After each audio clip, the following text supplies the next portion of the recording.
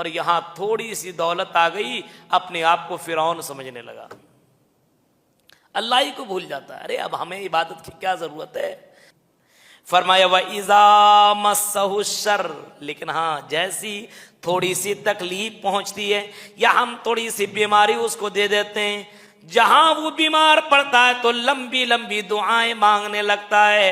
फजू दुआ इन अरीज, लंबी लंबी दुआएं मांगने लगता है।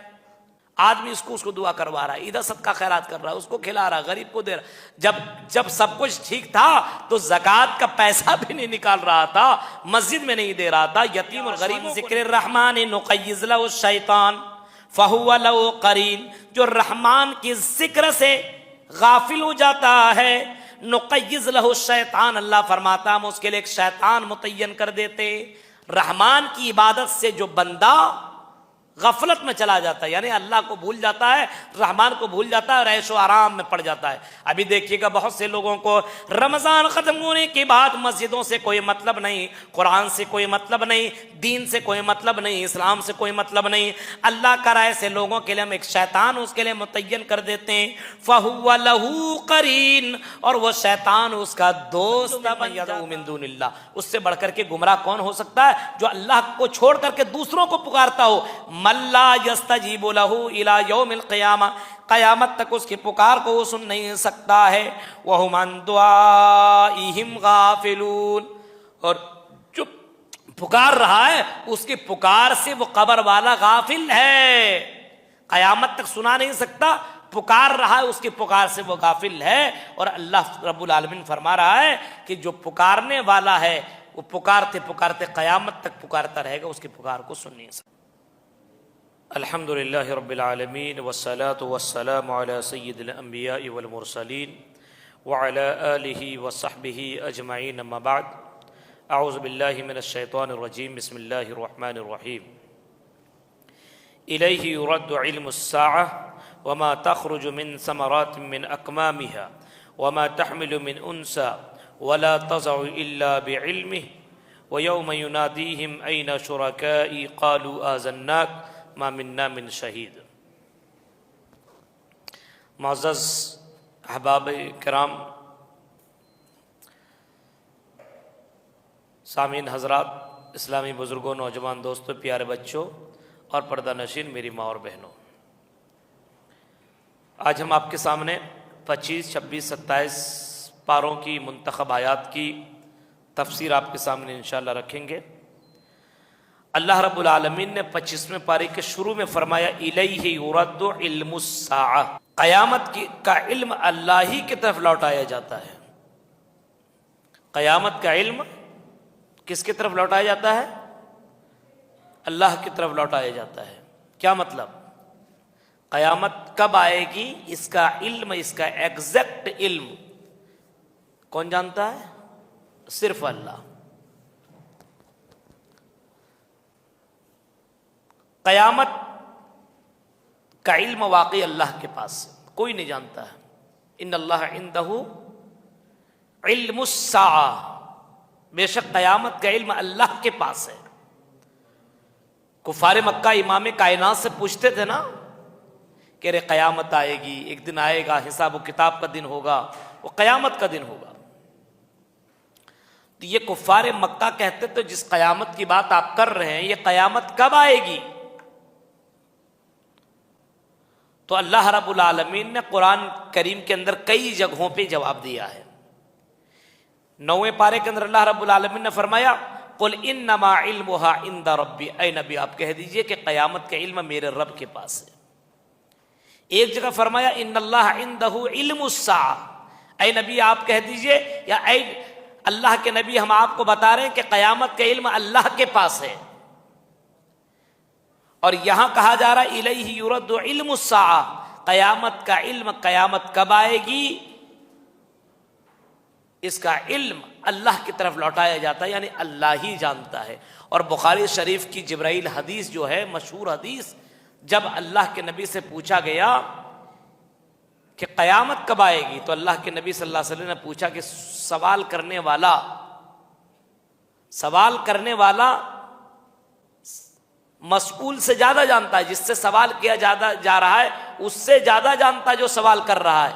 यानी आप हमसे सवाल कर रहे हैं, अल्लाह के नबी को मालूम था कि फरिश्ता है और हमसे सवाल कर रहा है, तो आपने फरमाया मुझे नहीं पता, यानी सवाल करने वाले को ज्यादा पता है।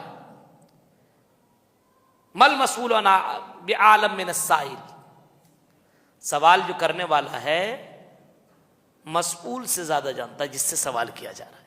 यानी कयामत का इल्म किसी को पता ही नहीं है। लेकिन अल्लाह के नबी ने कयामत के आने से पहले बहुत सारी निशानियां बताई, बड़ी बड़ी निशानियां आपने बताई, तो छोटी छोटी निशानियां भी आपने बताई। और जो आपने कभी इस अंदाज से बताया कि बड़ी बड़ी निशानियां आएंगी तो एक के बाद दीगर बहुत जल्दी जल्दी आएगी वो, और छोटी छोटी निशानियां आएंगी। छोटी निशानियों में से आपने ये भी फरमाया कि इल्म उड़ जाएगा, जिहालत आम हो जाएगी, ज़िनाकारी बढ़ जाएगी, शराब कसरत से पीने लोग पिएंगे। आजकल नहीं हो रहा है, जिहालत आम हो चुकी है। जिहालत इतनी आम हो चुकी है कि आदमी को इतना भी पता नहीं कब सुभान अल्लाह कहना है, कब अल्हम्दुलिल्लाह कहना और कब अल्लाह अकबर कहना है, और कब माशाअल्लाह कहना ये भी पता नहीं है। इतना नहीं पता है। इंशाअल्लाह कब बोलना है। अब बताइए, इतनी जहालत मुसलमानों में आ गई है कि इतना भी नहीं जानता है। लैट्रिन और बाथरूम जाने की दुआ हर किसी को मालूम होना चाहिए, निकलने की दुआ, क्योंकि रोजाना ये काम तो रोज कर रहा है, खा रहा रोज, सो रहा रोज। यौमिया जो काम हुआ करते हैं, कभी कभार कभी कोई मसला हो हाँ तो वो वाला याद नहीं होता, चलो चल जाए।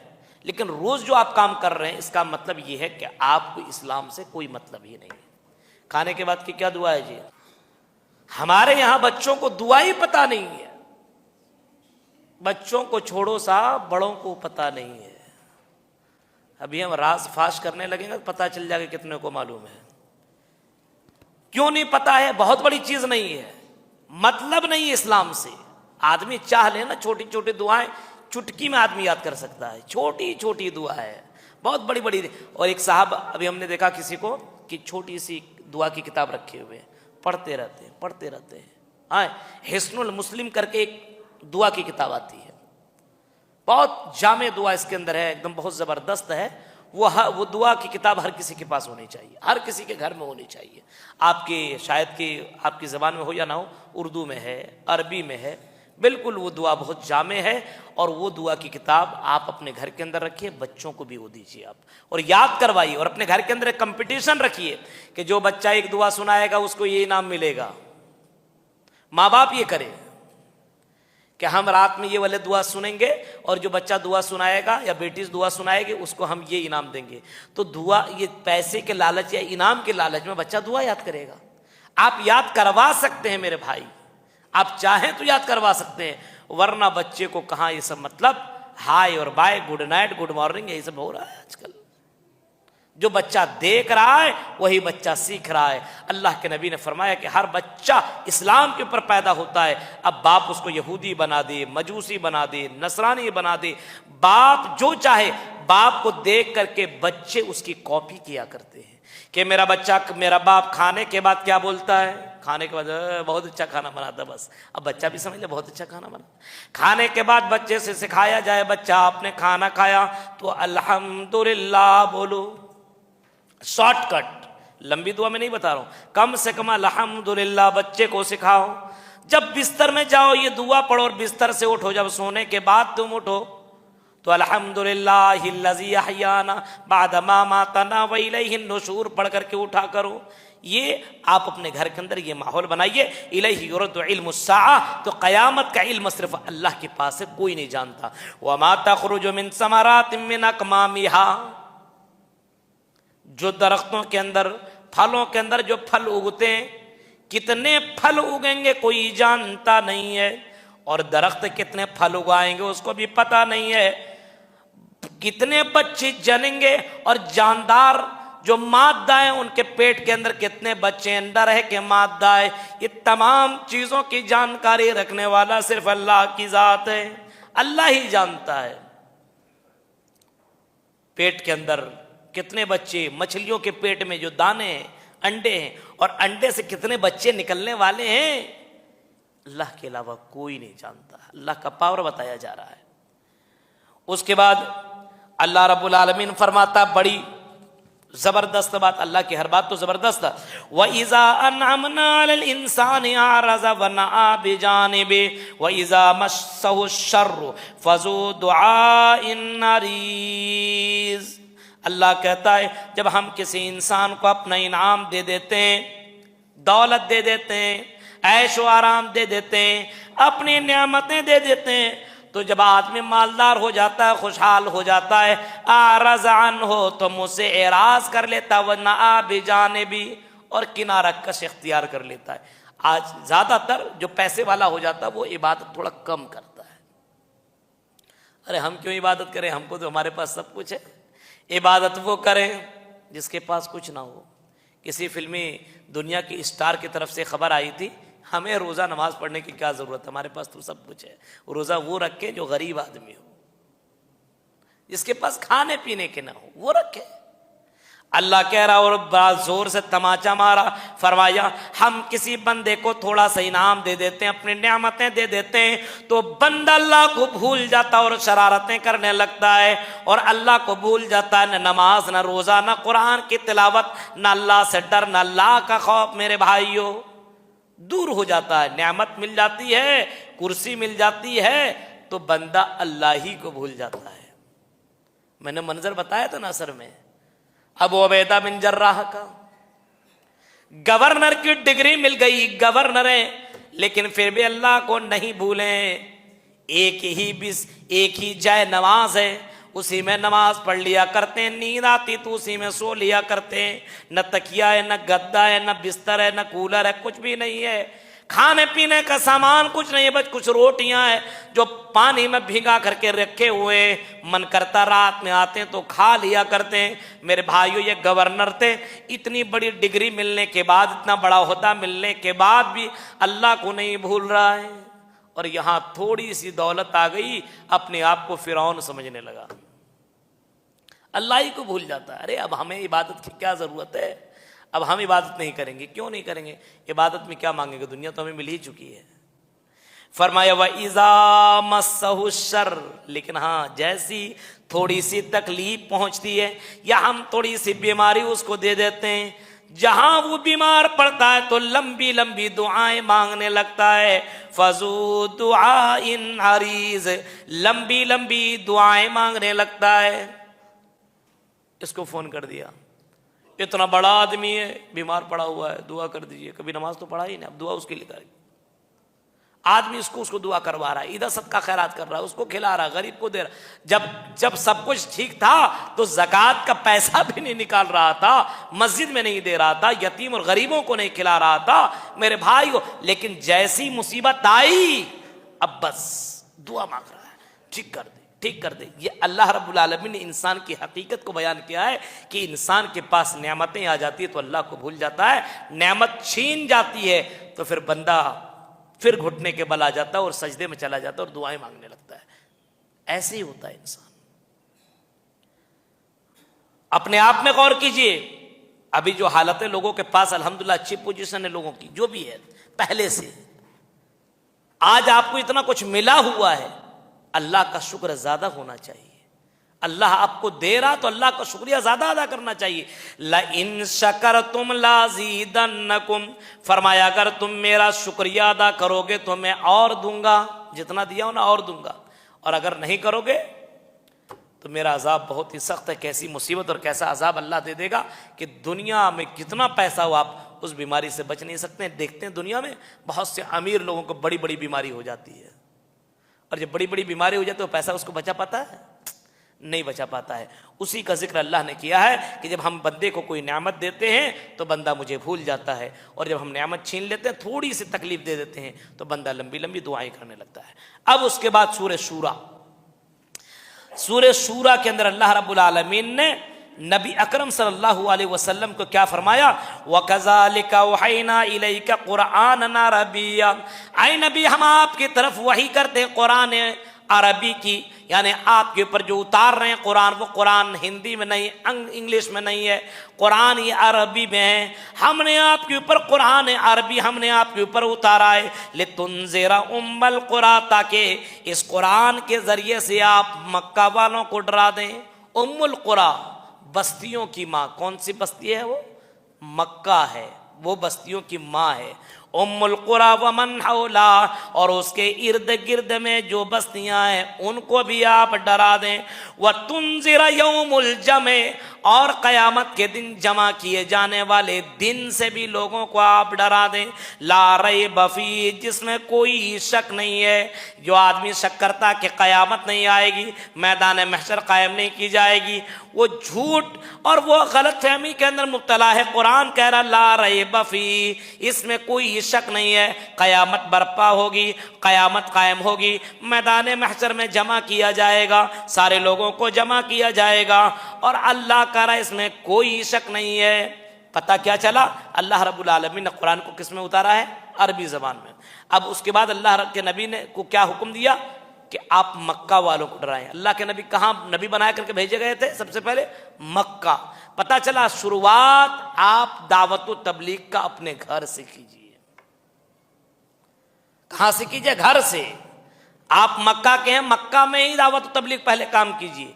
अब मक्का वाले को जब आप दावत दे लें तो आप मक्का से बाहर निकलिए। और दूसरी जगह में फरमाया व अंज़िर अशीरतकल अक़रबीन। एक जगह फरमाया या अय्युहल्लज़ीना आमनु क़ू अनफुसकुम व अहलीकुम नारा। फरमाया पहले अपने आप को डराइए, पहले अपने आप को जहन्नम की आग से बचाइए, फिर अपनी फैमिली को बचाइए। और फिर कुरान में दूसरी जगह फरमाया वह अंज़िर अशीरतकल अक़रबीन, अपने क़राबत रिश्तेदारों को आप डराइए। अब इन लोगों को डरा लिए, अब उसके बाद अपने बस्ती वालों को डराइए, उसके बाद फिर अपने बस्ती से बाहर निकलिए तब डराइए। आज यहाँ कुछ लोग ऐसे होते हैं कि कुछ समझा नहीं, यहाँ पे अपने ही अपने घर वाले को कुछ समझाया नहीं और निकल गया दूसरों को समझाने के लिए। तबलीग का एक तरीका बताया गया है कैसे किया जाए। पहले खुद, फैमिली, रिश्तेदार, खानदान, फिर अपना मोहल्ला, अपने गांव ग्राम। जब इतना आप दावत के काम कर ले तब यहां से आप बाहर निकलिए। और ये नबी सल्लल्लाहु अलैहि वसल्लम को यही तरीका बताया गया। पहले आप मक्का वाले को डराइए, उसके बाद मक्का के बाहर के लोगों को आप डराइए, पूरी दुनिया को डराइए। उमर अरसलनाका इल्ला रहमतल लिल आलमीन, पूरी कायनात के लिए रहमत बनाया। कुल या अय्युहन्नास इन्नी रसूलुल्लाहि इलैकुम जमीआ, ऐ नबी हमने आपको पूरी जहान के लिए रसूल बना करके भेजा, सबको आप डराइए। और फिर बताइए फरीकुन फिल जन्ना, उस दिन जिस दिन सब जमा होंगे, एक जमात जन्नत में जाएगी तो दूसरी जमात जहन्नम के अंदर जाएगी। दो जमात होगी, जहन्नमियों की एक जमात होगी और एक जमात जन्नतियों की जमात होगी। फरमाया दो जमात, दो गुरोह होंगे, एक गुरोह को अल्लाह जहन्नम के अंदर दाखिल कर देगा। वह फरीकुन फिस सईर, और दूसरा गुरोह जहन्नम के अंदर चला जाएगा।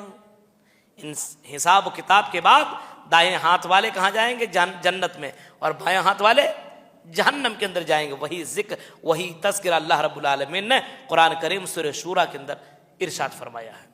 उसके बाद अल्लाह के नबी सल्लल्लाहु अलैहि वसल्लम को हुक्म दिया गया फरज़ालिका फ़दउ, ऐ नबी आपको जो दीन दिया गया इस दीन की आप दावत दीजिए। वस्तकिम कमा उमिरता, नबी आपको जो हुक्म दिया गया है उसके ऊपर जमे रहिए। आपको जो तौहीद बताया गया आप तौहीद पर जमे रहिए, नमाज के ऊपर जमे रहिए। उसके बाद फरमाया वला तत्तबि हवाहुम, आप दूसरों की ख्वाहिशात की पैरवी न करें। मक्का वाले बोलते थे ना कि हमारी माबूद की इबादत कर लो, हम आपकी कर लेंगे। नहीं, दूसरे ख्वाहिशात की माबूद की इत्तिबा ना कीजिए। वकुल आमन्तु बिमा अंज़लल्लाहु मिनल किताब, और आप कह दीजिए मैं उस किताब पर ईमान लाता हूँ जो किताब अल्लाह ने उतारी है।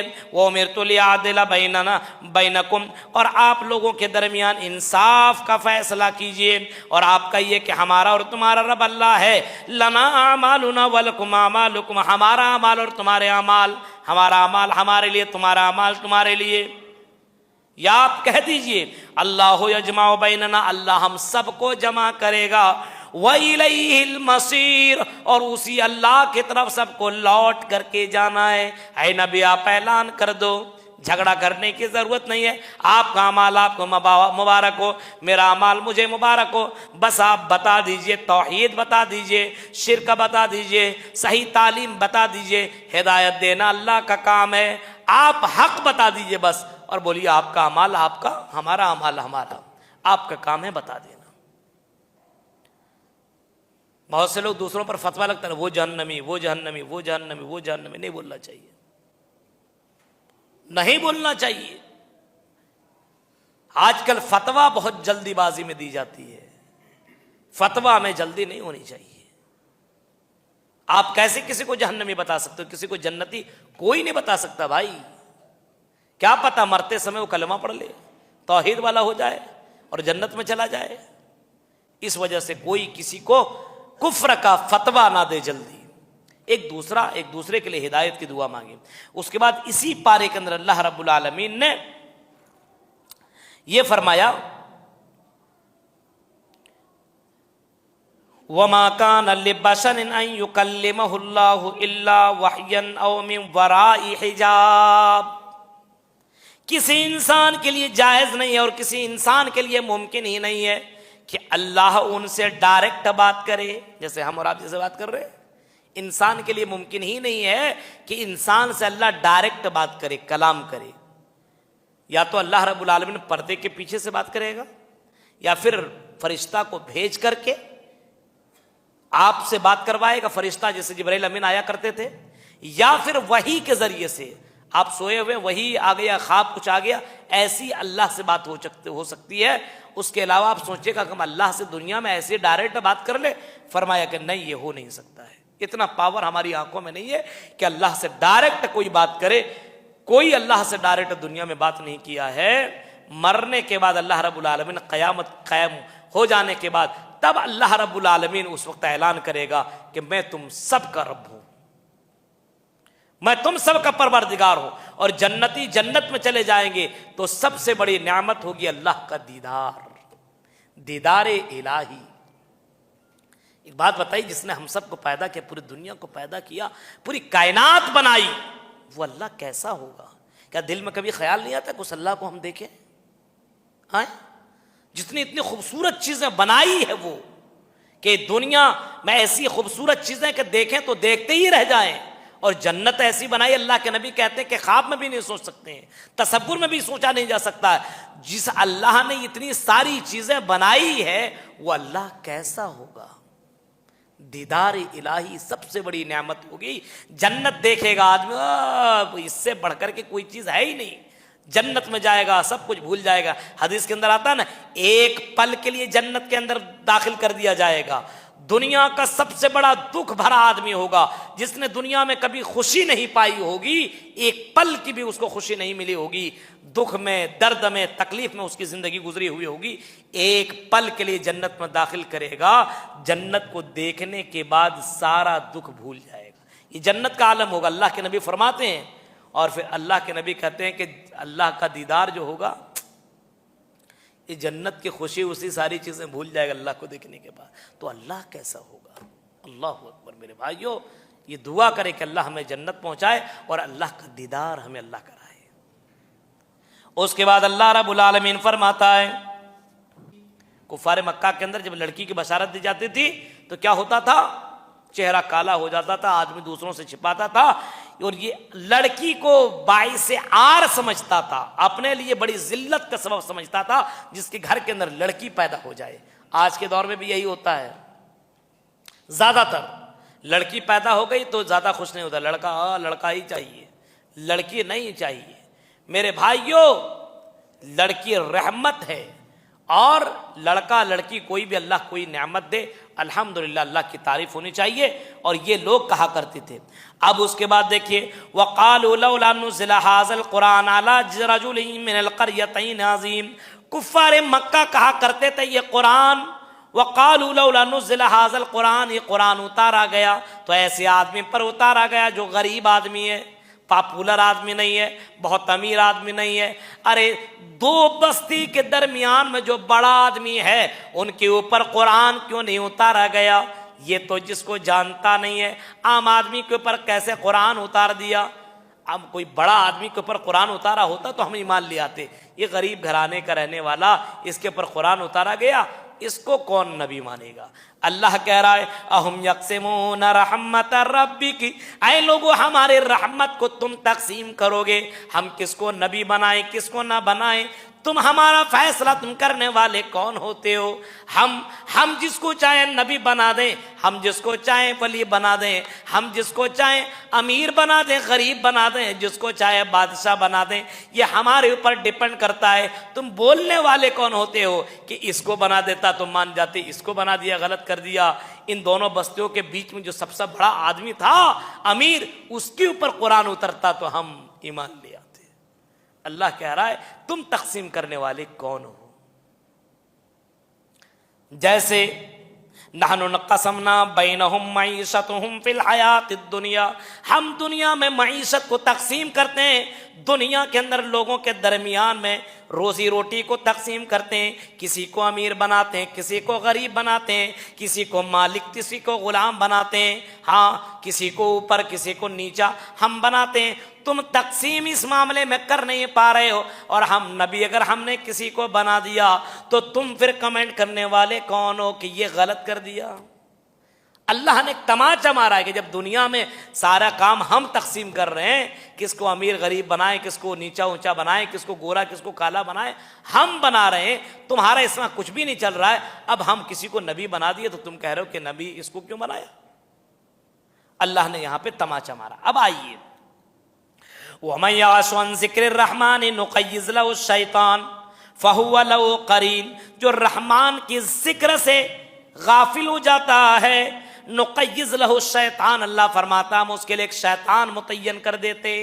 रहमान की इबादत से जो बंदा गफलत में चला जाता है, यानी अल्लाह को भूल जाता है, रहमान को भूल जाता है और ऐशो आराम में पड़ जाता है। अभी देखिएगा बहुत से लोगों को रमज़ान ख़त्म होने के बाद मस्जिदों से कोई मतलब नहीं, कुरान से कोई मतलब नहीं, दीन से कोई मतलब नहीं, इस्लाम से कोई मतलब नहीं।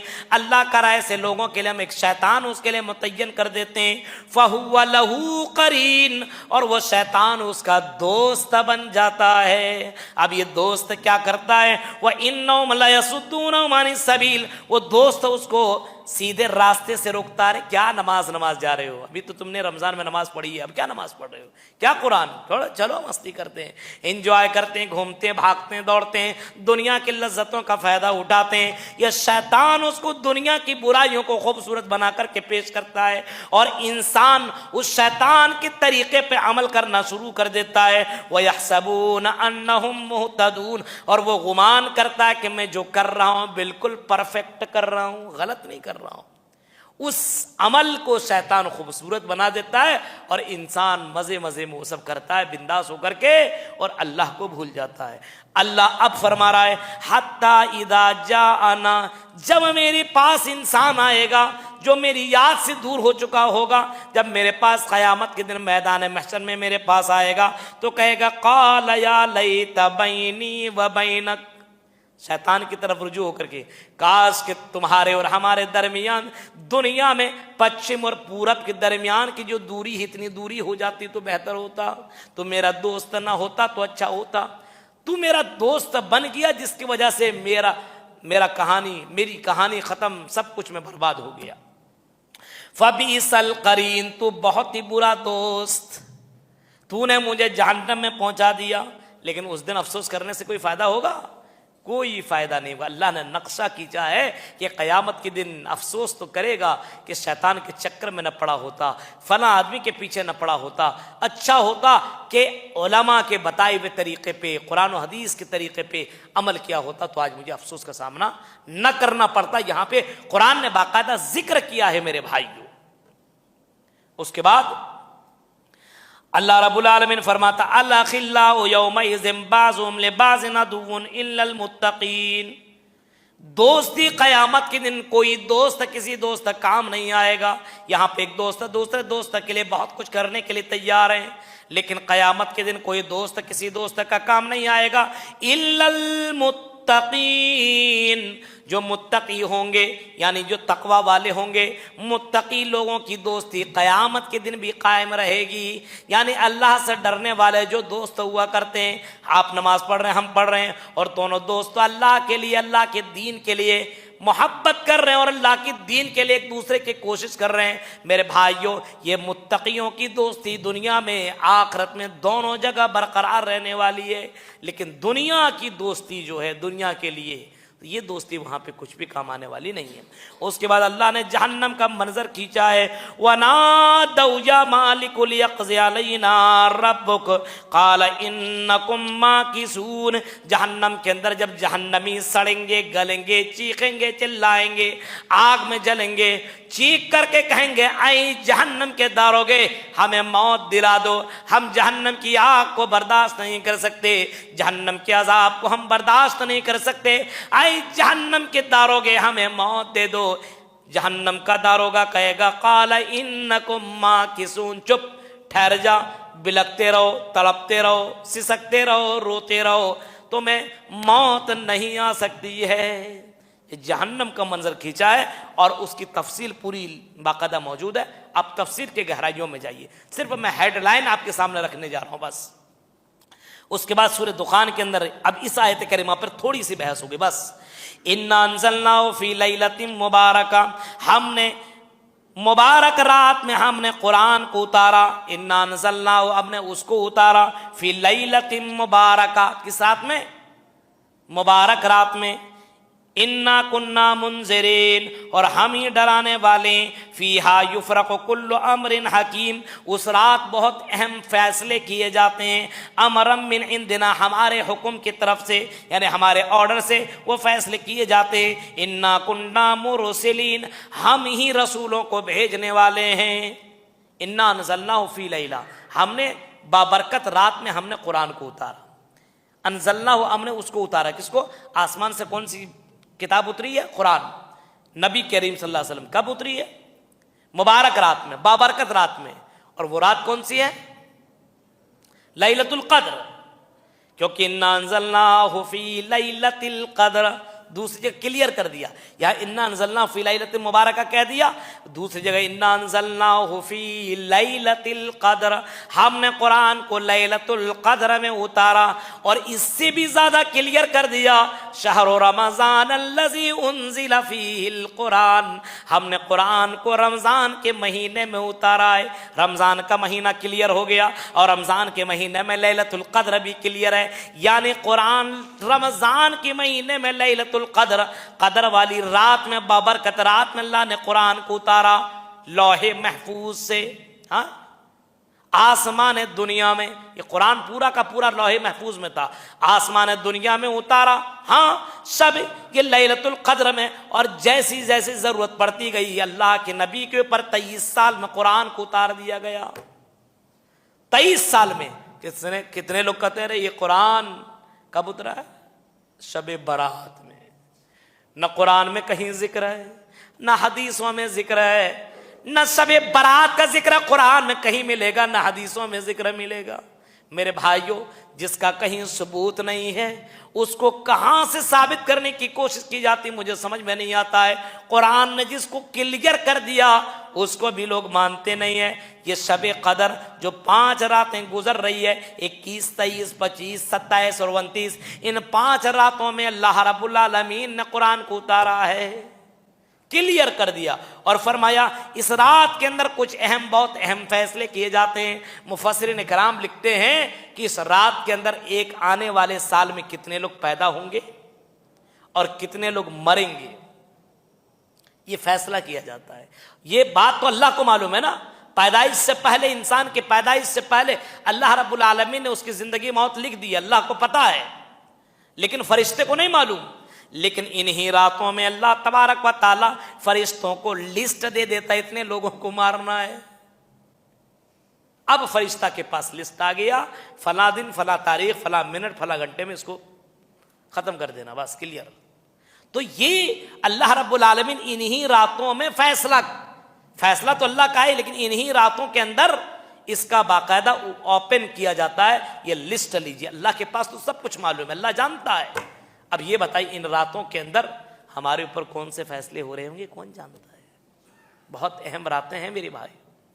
इन रातों में किसकी मौत होने वाली है और किसको जिंदगी, किसको बेटा मिलने वाला है, किसको बेटी मिलने वाली है, ये सब अल्लाह रब्बुल आलमीन क्लियर कर देता है। एक साल का, बस एक साल का बजट दे दिया, लो अब आइंदा साल फिर शब कदर में फिर देंगे, जाओ। तो ये अल्लाह रब्बुल आलमीन इसमें अहम फैसला करता है। उसके बाद अल्लाह रब्बुल आलमीन कुरान करीम 26वें पारे के स्टार्ट में फरमाता है, क्या फरमाता है? वमन अज़ल्लु मिम्मन यदउ मिन दूनिल्लाह, उससे बढ़कर के गुमराह कौन हो सकता है जो अल्लाह को छोड़ करके दूसरों को पुकारता हो। मल्ला यस्तजीबु लहू इला यौमिल क़ियामा, क़यामत तक उसकी पुकार को वो सुन नहीं सकता है।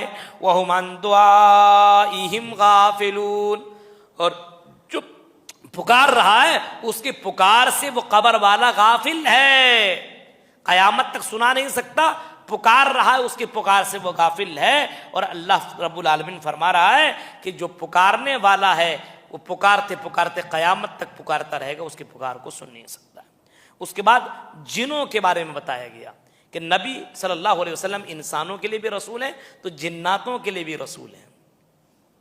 और जिन्नातों ने जब कुरान सुना, वइज़ा सरफना इलैका नफरम मिनल जिन्न यस्तमिऊनल कुरान फलम्मा हज़रूहु क़ालू अंसितू फलम्मा क़ुज़िया वल्लौ इला क़ौमिहिम मुनज़िरीन। जिनों की जमात गुजर रही थी और जिनों की जमात, जब इन लोगों ने नबी अकरम सल्लल्लाहु अलैहि वसल्लम फजर की नमाज पढ़ा रहे हैं, वादी नखला में नमाज पढ़ा रहे हैं और नमाज में अल्लाह के नबी कुरान की तिलावत कर रहे हैं और कुरान की तिलावत कर रहे हैं, जिनों का गुजर हुआ और जिन्होंने जैसे ही कुरान सुना उन लोगों ने चुप खामोश हो जाओ, बड़े गौर से सुना और सुनने के बाद वो लोग वहाँ से पलटे ईमान ले आए और अपने कौम की तरफ डराने वाले बना करके भेजे गए, अपने गांव अपने लोगों में गए और उन लोगों ने लोगों को डराना शुरू कर दिया कि हमारा दरमियान एक ऐसा रसूल आया है जो हमें बता रहा है बुराइयाँ नहीं करनी है, अच्छे काम करने। वो सारा वो लोगों ने, जिन्होंने अपने लोगों को डराया और उन लोगों ने बाकायदा नबी पर ईमान लाया। पूरी तफसील मौजूद है। उसके बाद अल्लाह रब्बुल आलमीन ने जन्नत के अंदर कितने नहरें होंगी उसका तज़किरा किया है। मसलुल जन्नतिल्लती वुइदल मुत्तकून, मुत्तकियों के लिए अल्लाह तबारक व तआला ने वादा किया है जन्नत का। फरमाया जिसको हम जन्नत देंगे उसके अंदर हम उनको पानी का नहर देंगे, अनहार नहरें देंगे, गैर यासिन, ऐसा पानी देंगे जो बदबू नहीं करेगा, खराब नहीं होगा, इतना पानी देंगे। अनहार यानी नहरें देंगे, और नहर आप जानते हैं अनहार बताया गया, कितने नहर कोई शुमार नहीं किया जा सकता है। तो अल्लाह रब्बुल आलमीन पानी का नहर, उसी तरीके से अल्लाह रब्बुल आलमीन दूध का भी नहर देगा, इसी तरह अल्लाह रब्बुल आलमीन शराब का भी नहर देगा, इसी तरह अल्लाह रब्बुल आलमीन शहद का नहर देगा, और इसके अलावा बहुत सारे फल और इसके अलावा बहुत से नहरें और भी हैं। इसका तज़किरा तो कुरान करीम के अंदर किया हुआ है। तो ये नहरें अल्लाह रब्बुल आलमीन अता करेगा। दुनिया में एक नेमत के लिए आदमी तरस जाता है, ओरिजिनल घी ओरिजिनल शहद के लिए आदमी इधर उधर मारा फिरता, ओरिजिनल नहीं मिलता, डुप्लीकेट दूध। देखिए अल्लाह रब्बुल आलमीन दूध का नहर दे देगा। मुत्तकियों के लिए वादा किया गया मेरे भाइयों।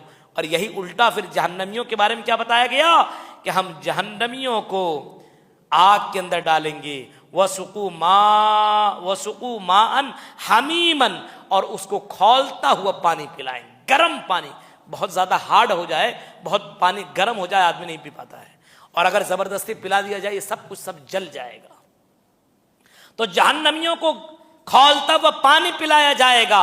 और इन्ना शजरत ज़क़ूम, कुरान कहता है कि उसको, उस जहन्नमियों को अल्लाह रब्बुल आलमीन अजाब देने वाला खाना खिलाएगा। शजरत ज़क़ूम, कांटेदार खाना खिलाएगा, कांटा, जिसके अंदर कांटा लगा हुआ होगा, आदमी खाएगा तो पूरा गला उला सब कुछ छिल देगा, वो तबाह कर देगा। कहीं फरमाया कि अल्लाह रब्बुल आलमीन उसको अटकने वाला खाना देगा, खाएगा तो यहीं अटक जाएगा, न अंदर जाएगा ना बाहर जाएगा, सांस अंदर बाहर होती रहेगी। कभी कभी किसी का ऐसा हो जाए ना तो ऐसा कभी मौत और जिंदगी दिखने लगता है, अब न तब ये गया, हालत खराब हो जाती है, आंसू निकलने लगता है और उसके घर वाले रोने लगते हैं। मेरे भाइयों, ये हैबत और ये मंजर इतना डेंजर होता है कि आदमी का अगर खाना अटक जाए, गोश्त वगैरह अटक जाए ना यहां पे गले के अंदर, तो उसको समझ में आ जाता है कि ये कितना डेंजर अजाब है। ये जहन्नम के अंदर ये अजाब दिया जाएगा, खाना खाएगा अंदर नहीं जाएगा, अटक जाएगा। फरमाया इतना ही नहीं, इतना ही नहीं, हम उसको जहन्नम के अंदर सर के बल जहन्नम में डालेंगे और उसके सर के ऊपर गर्म पानी डाल देंगे, खौलता हुआ पानी उसके सर के ऊपर डालेंगे। तो जहन्नमियों के मंजर बहुत सारे हैं, उसको बयान नहीं किया जा सकता है मेरे भाइयों। और मुत्तकियों के लिए अल्लाह रब्बुल आलमीन ने बेशुमार नेमतें दी है जिसका बयान करना मुश्किल है। इसके बाद अल्लाह रब्बुल आलमीन ने सूरह फतह के अंदर नबी अकरम सल्लल्लाहु अलैहि वसल्लम के सहाबा की सिफत को बयान किया है।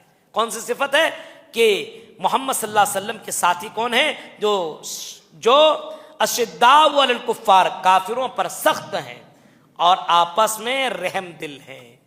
काफिरों पर हमने आज बताया था, अबू उबैदा बिन जर्राह का वाकया के सामने बाप है, लेकिन अबू उबैदा बिन जर्राह मुसलमान है, ईमान लाए हुए, बाप है, काफिरों की तरफ से लड़ रहे हैं, लेकिन इतना ज्यादा काफिरों पर सख्त हुआ करते हैं।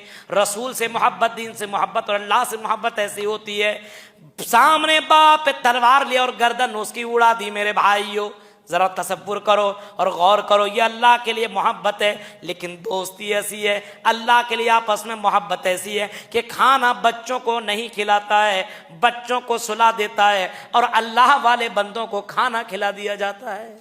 ऐसे भी लोग हैं, आपस में बड़े रहम दिल है कि पहले पानी उसको पिलाइए, बाद में मैं पानी पीऊंगा। मैदान जंग यरमुक का मैंने मंजर सुनाया था ना आपको। जंग यरमुक के मौके पर आदमी लड़ता जा रहा है, किसी का पैर हाथ कटता जा रहा है और आदमी प्यास के मारे तड़प रहा है और आवाज लगा रहा है, अल्लाह तश अल्लाह तश अल्लाह तश। एक पानी पिलाने वाला, और जंग यरमुक के अंदर औरतों ने भी हिस्सा लिया था, ये पानी पिलाने का काम कर रही थी। ये औरतें पानी पिलाने के लिए जा रही है, पर्दे में लो पानी पी लो। हाँ, जैसी मुजाहिद बस आखिरी सांस से पानी पीने के लिए जैसे पानी मुश्किजा को मुंह पे लगाता है कि बगल से आवाज आती है, अल्लाह तश मुझे पानी दे दो, मुझे प्यास लगी हुई है। ये बंदा मरने वाला, शहीद होने वाला है और अपने बंदे से, अपने भाई से इसने मोहब्बत करता है कि पानी खुद नहीं पीता बल्कि बगल वाले को पानी दे देता है। ये मोहब्बत, ये देखिए आपस में रहमदिल कितने हैं, रहमदिल कितने हैं। और कुफ्फार पे कितने सख्त हैं कि सामने बाप है फिर भी गर्दन उड़ा दे रहा है, सामने बेटा है फिर भी गर्दन उड़ा दे रहा है। हजरत अबू बकर सिद्दीक का भी नाम सुना होगा।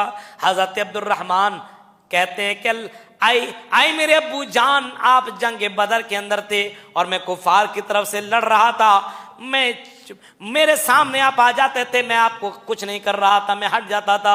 अबू बकर ने कहा था, बेटा तूने चलो मुझे छोड़ दिया, लेकिन अगर मेरी तलवार के सामने तू आ जाता, मेरा बेटा जरूर था लेकिन तू इस्लाम का दुश्मन था, मेरी तलवार तुम्हारे गर्दन को उड़ा देती। ये सब मनाजिर है मेरे भाइयों, वाकयात हैं और ये सब सच्ची वाकयात हैं। इसके बाद सूरह हुजरात के अंदर अल्लाह फरमाता है, या अय्युहल्लज़ीना आमनू ला यस्खर कौमुम मिन कौमिन असा अन यकूनू खैरम मिनहुम। आई मोमिनो, कोई कौम किसी कौम का मजाक न उड़ाए, कोई कौम किसी कौम का मजाक न उड़ाए, हो सकता वो कौम उस कौम से ज्यादा अच्छी हो। वला निसाउम बिन निसाइन असा यकुन्न खैरम मिनहुन्ना, कोई औरत, कोई लड़की, कोई लेडीज, कोई खातून किसी औरत का मजाक न उड़ाए। होता है ना, ज्यादातर औरत का खास किया गया। देखिए कौम के बाद औरत का जिक्र किया क्योंकि ज्यादातर औरतें यही सब तो करती है। अरे तेरे शौहर ने क्या दिया है, हट, हमारे शौहर देखो हमको क्या कपड़ा मिला है, मजाक, इसकी शक्ल सूरत देखो, मजाक उड़ाया जाता है किसी के शक्ल सूरत पे, किसी के कपड़े पे, किसी के घर पे, किसी की जिंदगी के, किसी के शौहर पे, किसी के कारोबार पे। ज्यादातर फरमाया कोई औरत किसी औरत का मजाक न उड़ाए। मैं इतनी खूबसूरत, तू इतनी काली है, तो दिखने में बेकार लगती है। अरे दुनिया मुझे देखने के लिए तरसती है, मेरे खूबसूरती का चर्चा है, अपने आप को खुद लोगों के सामने चर्चा कर रही है और दूसरों का मजाक उड़ा रही है। अल्लाह फरमाता है तुम जिसका मजाक उड़ा रही हो सकता है अल्लाह की नजर में तुमसे ज्यादा अच्छी हो। ये भी तो हो सकता है। अल्लाह की नजर में ना कोई काला ना कोई गोरा, अल्लाह की नजर में ना कोई काला ना कोई गोरा। अगर अल्लाह की नजर में काला और गोरा होता तो मेरे प्यारे साथियों हजरत बिलाल जन्नती ना होते। हाँ, इतने काले कलूटे थे, कोयले की तरह काले। हाँ, मक्का वाले कोई उनको अपनी बेटी देने के लिए तैयार न था, लेकिन अमल ऐसा कि नबी ने फरमाया जन्नत मैंने देखा है और जन्नत में बिलाल को आगे आगे चलते हुए देखा है। अमल इतना प्यारा था, इतना खूबसूरत था कि मक्के वाले मजबूर हो गए और कहने लगे बिलाल मेरी बेटी से निकाह कर लो, शायद कि मेरी बेटी भी तुम्हारे तरह अमल करने लगे और मेरी बेटी भी जन्नत में चली जाए। अल्लाह के नबी के पास एक औरत आती है, काली कलोटी औरत आई थी और नबी से कहने लग अल्लाह के नबी मेरे लिए दुआ कर दीजिए, मुझे मिर्गी की बीमारी हो लग गई है और बीमारी में मैं नंगी हो जाती हूँ, मेरे कपड़े उतर जाते हैं, अल्लाह के नबी मेरे लिए दुआ कर दीजिए। अल्लाह के नबी ने उनसे कहा था अगर तुम कहो तो दुआ कर दूँ, सब्र कर लो, वलकिल जन्नत, तो तेरे लिए जन्नत है। उस औरत ने कहा अल्लाह के नबी मैं सब्र करूंगी, मेरे लिए दुआ कर दीजिए, लेकिन अल्लाह के नबी इतना जरूर दुआ कीजिए जब ये बीमारी लगे तो मैं नंगी ना हूं, बरहना ना हूं। अल्लाह के नबी ने उसके लिए दुआ कर दिया। काली कलूटी थी लेकिन अल्लाह की नजर में बहुत प्यारी थी। बताने का मकसद ये है अगर कोई बहुत खूबसूरत लड़की है तो दूसरी लड़की पर तंज न कसे, कमेंट न करे, दूसरी लड़की का मजाक न उड़ाए। अल्लाह ने बनाया है, किसी का हाथ है किसी का नहीं है, किसी का पैर है किसी का नहीं है, कोई बहुत तंदुरुस्त है कोई भाई कमजोर है, तो अल्लाह ने बनाया ना। आदमी नाम बिगाड़ देता है, लंगड़ा, काला, हाँ बहरा, गूंगा, बोलते रहता है, नहीं बोलना चाहिए, नाम से पुकारिए आप उसको। वला फरमाया वला निसाउम मिन निसाइन आसा अन यकुन्ना खैरम मिनहुन्ना, कोई औरत किसी औरत का मजाक ना उड़ाए, कोई लड़की किसी लड़की का मजाक ना उड़ाए। क्या पता हो सकता है जिसका मजाक उड़ाया जा रहा है वो लड़की उस लड़की से ज्यादा बेहतर है। बिल्कुल। वला तलमिजू अनफुसकुम वला तनाबजू बिल्लल्काब, और कोई किसी को बुरे अलकाब से न पुकारे।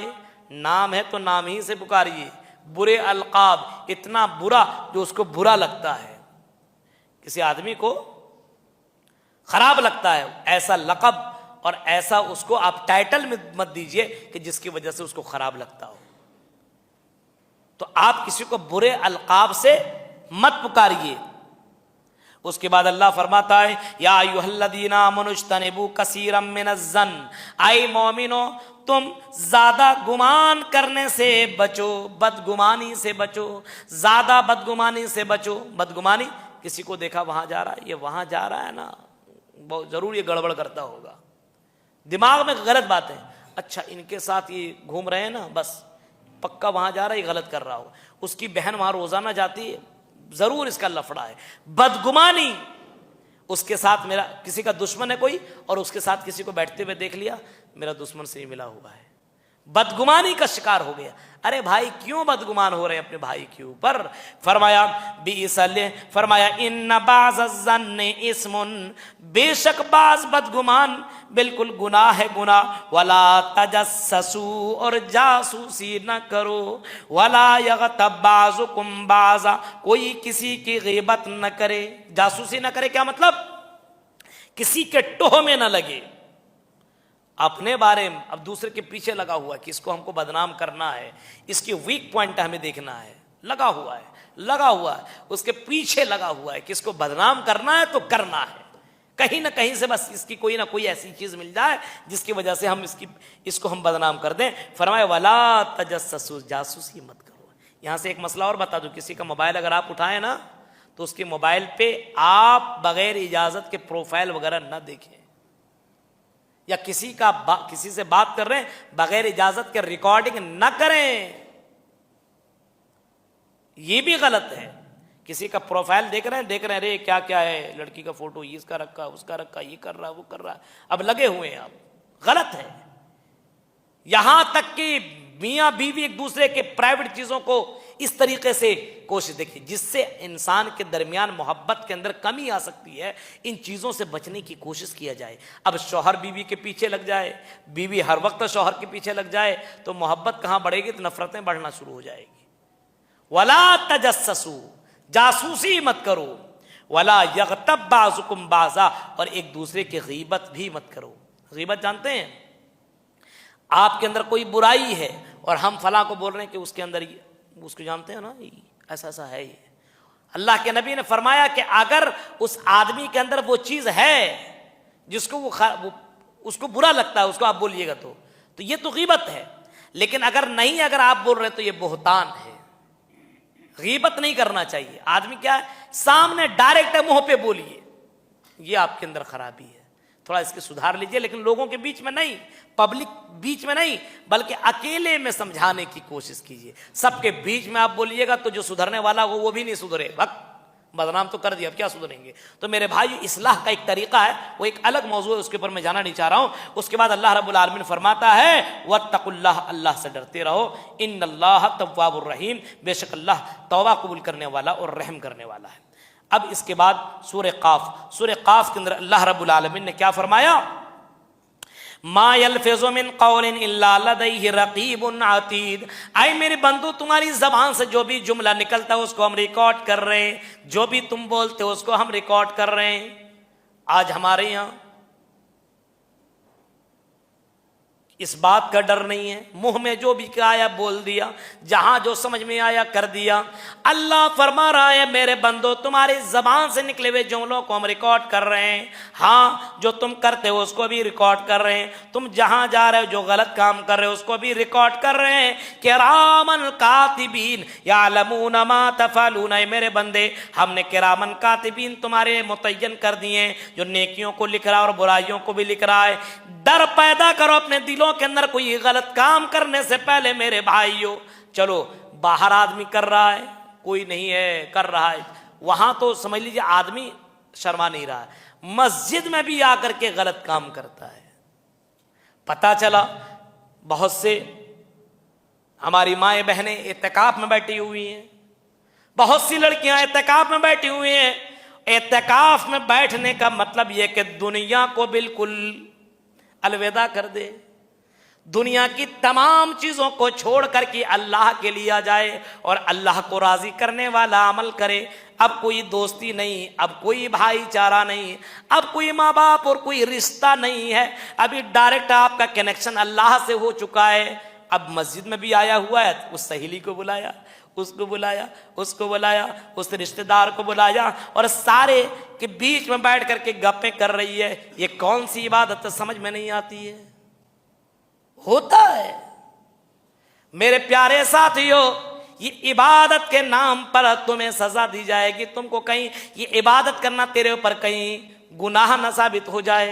अल्लाह के घर का एहतराम होना चाहिए। और जो लोग मोबाइल लाते हैं ना इत्तिकाफ में करने के लिए, हमारा इल्म के मुताबिक सही नहीं है, गलत है। क्यों आप मोबाइल लेकर के आए? पूरी दुनिया तो लेकर के चले आए, ये मोबाइल नहीं आया है, पूरी दुनिया आपके साथ पहुंची हुई है। कुछ लगा हुआ मोबाइल में, ये इत्तिकाफ में बैठा हुआ, मोबाइल में मैच भी देख रहा है, सब कुछ कर रहा है, चैटिंग भी कर रहा है, बात भी कर रहा है। और ना इस साल हमने इत्तिकाफ किया है। इत्तिकाफ किया है? इत्तिकाफ नहीं किया, इत्तिकाफ के नाम पर तुमने धोखा दिया है। इत्तिकाफ नहीं है। इत्तिकाफ का मतलब यह है कि आप दुनिया से कट जाएं और अल्लाह से कनेक्शन जोड़ लें। कोई दोस्त अगर आए, सलाम अलैकुम, वालेकुम सलाम, अल्हम्दुलिल्लाह, ठीक है, बस, उससे ज्यादा कुछ नहीं। ज्यादा बात भी नहीं करनी है आपको लोगों से। बहुत जरूरत है कि ये वाला सामान अगर मुझको नहीं लाएगा, जैसे आप बीमार पड़ गए, दवा की जरूरत है, तो आप बोल सकते हैं कि फला दवा है, वो आप लेते आइएगा, या डॉक्टर को बोलिएगा पेट में दर्द है, ये दवा देते। बस दुनियादारी और जो चीजें हैं उनको आपको कट करना पड़ेगा। अल्लाह का डर होना चाहिए। आप मस्जिद में बैठे हुए मोबाइल सेट कर चला रहे हैं, बातें कर रहे हैं, मोबाइल में रील देख रहे हैं, ये सब कर रहे हैं, वो सब कर रहे हैं, और सारे लोगों के साथ बैठे हुए हैं। मर्दों का भी यही हाल, औरतों का भी यही हाल। अल्लाह की बंदियों, अल्लाह से डरो। ये अल्लाह का घर है, कोई पार्क नहीं है। ये अल्लाह का घर है, कोई मुसाफिर खाना नहीं है। अल्लाह के घर के अंदर डर पैदा करो। जब जबान से निकले हुए जुमलों को अल्लाह लिख रहा है, तो अल्लाह के घर में इतना घटिया हरकत करने वाले क्या अमल को अल्लाह नहीं लिखता है? इस वजह से एहतिकाफ करने वाले को तो मैं मुबारकबाद देता हूं कि आपने बहुत बड़ा कदम उठाया। अल्लाह आपके एहतिकाफ को कबूल फरमाए। लेकिन एहतिकाफ के अंदर जो आदाब है, जो तरीके हैं, कोई आदमी नमाज पढ़ता है, बहुत अच्छी बात है, लेकिन नमाज में जैसे नमाज पढ़ने का हुक्म है वैसे नमाज पढ़ेगा तब एक्सेप्टेड, वरना रिजेक्ट कर दिया जाएगा उसकी उस नमाज को। सुनिए आप इस मसले को। एहतिकाफ में बैठ गए इसका यह मतलब नहीं वो जन्नती हो गया।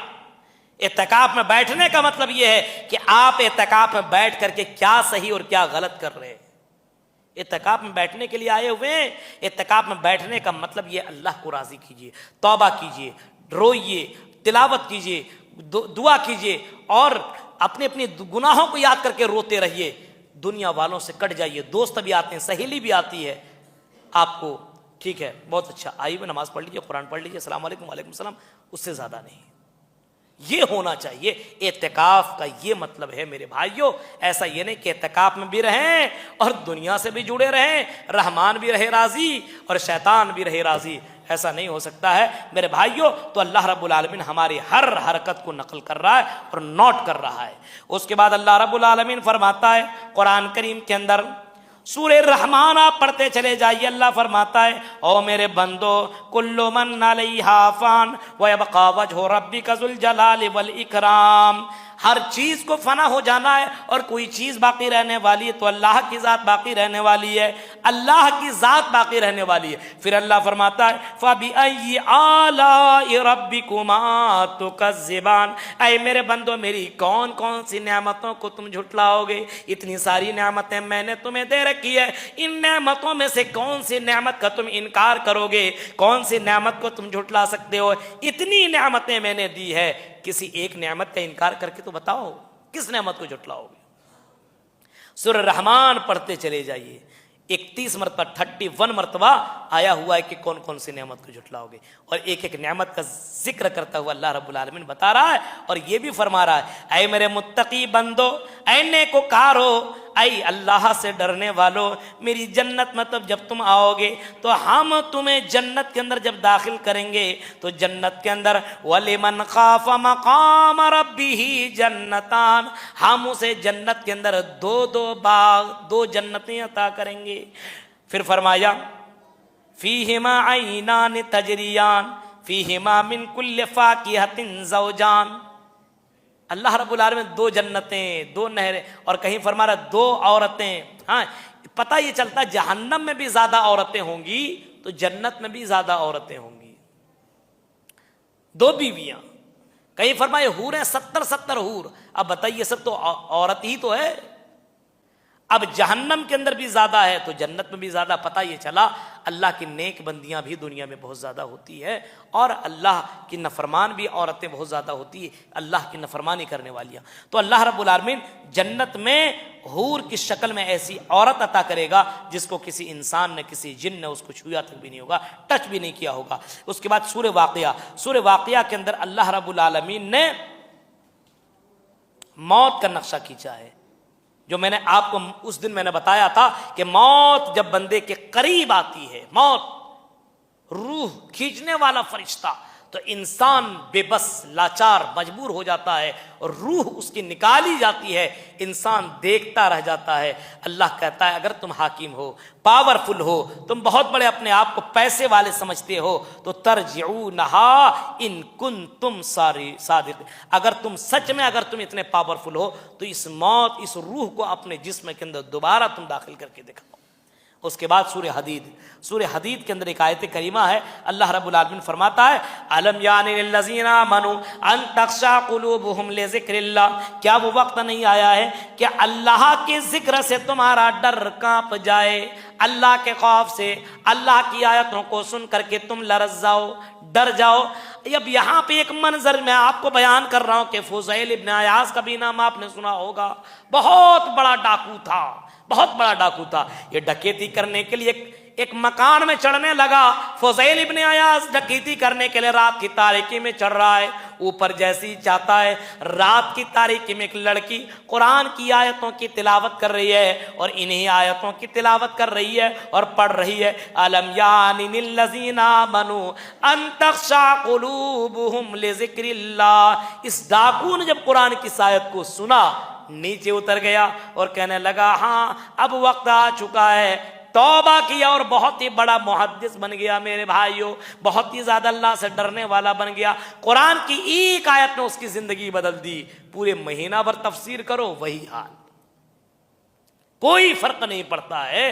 तो मेरे भाइयों अपने अंदर तब्दीली लाने की जरूरत है। ये महीना चेंजिंग का महीना है, ये महीना ट्रेनिंग का महीना है, ये महीना इंसान को मुत्तकी बनाने का महीना है, ये महीना हमारे अंदर तकवा पैदा करने का महीना है, ये महीना जन्नत में पहुंचाने वाला महीना है, जहन्नम से बचने वाला महीना है, ये महीना हमें अच्छे अमाल सीखने और सिखाने वाला महीना है। मेरे भाइयों इस महीने के अंदर अगर बंदा अगर ये सब चीज़ें सीख ना सका, ट्रेनिंग ना कर सका, मश्क ना कर सका, तैयारी ना कर सका और जन्नत में जाने वाले अमाल ना कर सका तो उससे बढ़कर के बदनसीब कोई नहीं है। ये चंद अहम बातें, चंद मुंतखब आयात की मैंने तफसीर आपके सामने रखी, 25, 26, 27 पारे की।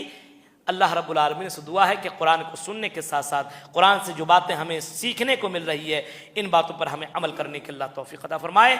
आमीन व आखिर दावाना अल्हम्दुलिल्लाहि रब्बिल आलमीन। वस्सलामु अलैकुम व रहमतुल्लाहि व बरकातुहू।